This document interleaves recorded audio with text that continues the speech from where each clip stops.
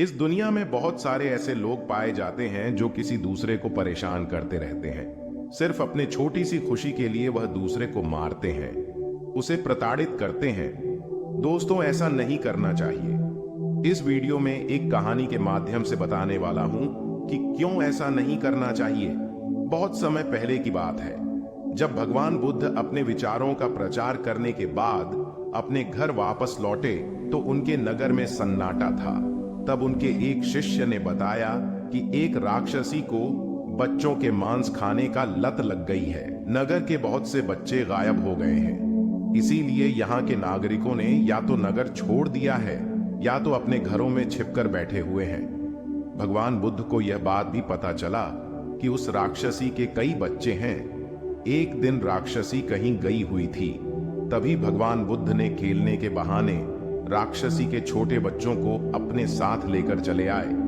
जब राक्षसी घर लौटी तो अपने बच्चा को गायब पाकर बहुत बेचैन हो गई। भगवान बुद्ध जो बच्चा को लेकर आए थे वह राक्षसी का सबसे छोटा बच्चा था और राक्षसी का छोटे बच्चा से ज्यादा लगाव था, इसीलिए वह और भी परेशान हो रही थी।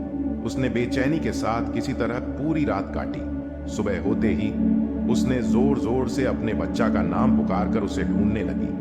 राक्षसी अपने बच्चा के खोने के दर्द से तड़प रही थी। तभी अचानक से उसके सामने से भगवान बुद्ध जाते हुए नजर आए तो राक्षसी ने सोचा, भगवान बुद्ध सच्चे संत हैं, ये जरूर अंतर्यामी होंगे। राक्षसी भगवान बुद्ध के पैरों पर गिरकर बोली, भगवान बुद्ध बताइए मेरा बच्चा कहाँ है, मुझे आशीर्वाद दीजिए कि मेरे बच्चे को कोई पशु न खाए।